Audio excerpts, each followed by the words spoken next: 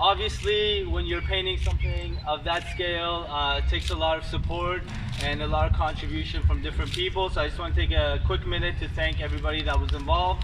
I want to start off by thanking our Mayor, John Tory, for being here today. Give him a round of applause. Like you said, second time I've met him. I think my favorite mayor in Toronto so far. So thank you for being here. Councillor Paul Ainsley, you've supported these projects from the very beginning. This is, I believe, our 6th or 7th mural in the community, and we couldn't have done it without your support. So thank you very much. Yes.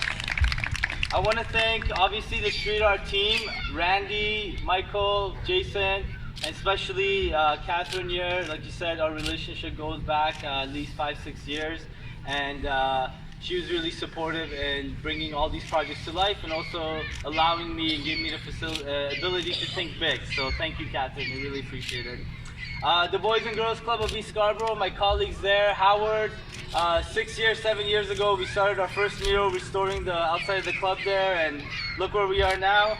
And of course, Toronto Community Housing for allowing us to do this and being very supportive with it.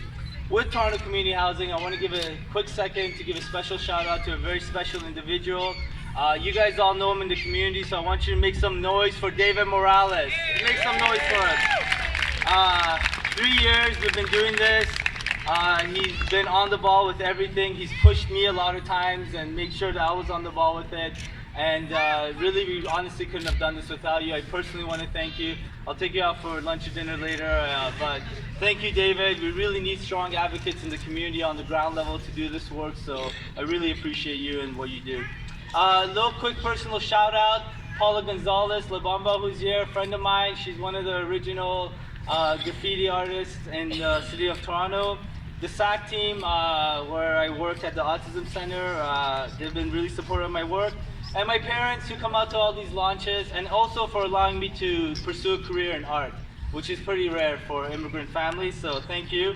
My brothers, who one of them is here, Arash, thank you for being here. And my partner Bita for putting up with an artist. I know that's very difficult. So let's jump into the other artists that worked on this project with me. I actually want to call them both up, Leyland Adams and Sinthuran Kanasanasen. Come on up, guys, come on up, come on up. Come on up. So these are it was us three. We're on there on the swing stage for a few hours, 7 hours, 8 hours every single day. So guys, first thing I want to do is I want to confess something to you. I want to confess that I'm actually afraid of heights. I know you guys couldn't tell because I really hold it down. And I did not show, but I was actually pretty afraid up there. But it was nerve-wracking. You guys were amazing. You guys were relaxed every day. It's important to have a fun atmosphere. You guys were able to create that. So I really appreciate the work. Leyland is an amazing graffiti artist, a spray painter. This is the first mural I've ever done without touching a paintbrush or a paint roller. So he actually had to teach me a few things. I really appreciate that. And he was totally cool about it, which is really important. I also want to thank the community. I'm going to get back to that at the end, because the community is really the most important part of all this.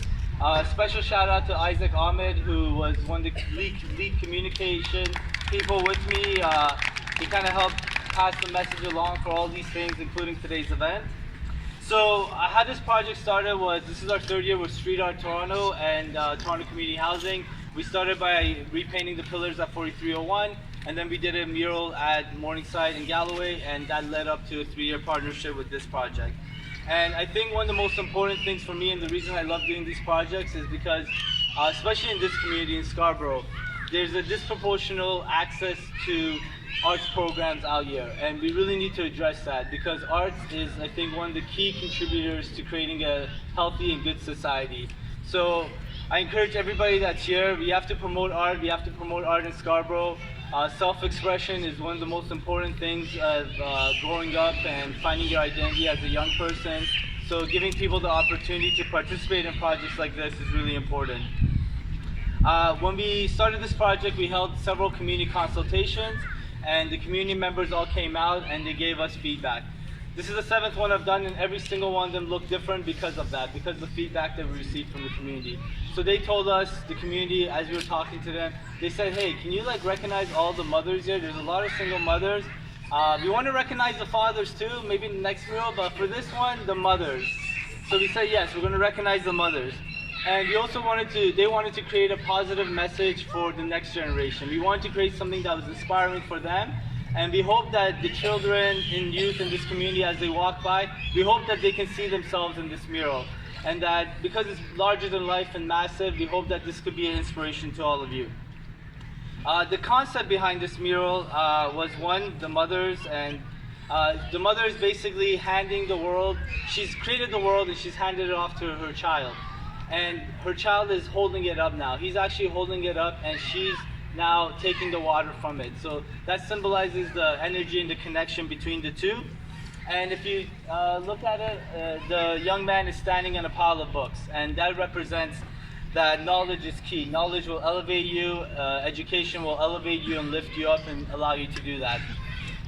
She's also standing on a map, and if you notice very carefully, the map is upside down. We did that on purpose to speak to colonialist notions of top and bottom and west and east and what's good, what's right. So we flipped the map and wanted to give it a different perspective on it. And she's also standing on North America, which is where she is today. But it's also to symbolize that she came from somewhere else. Like many of us here today, we all came from somewhere else and this is our home. And at the very bottom is the tools of creation. So you have the palette, the film reels. I don't think we use film reels anymore, but the paper and the ink and the book. And that's to symbolize the tools of creativity and creation. And so it's up to the next generation to take these tools and create a better world. These are the tools that you need to use to create a better world.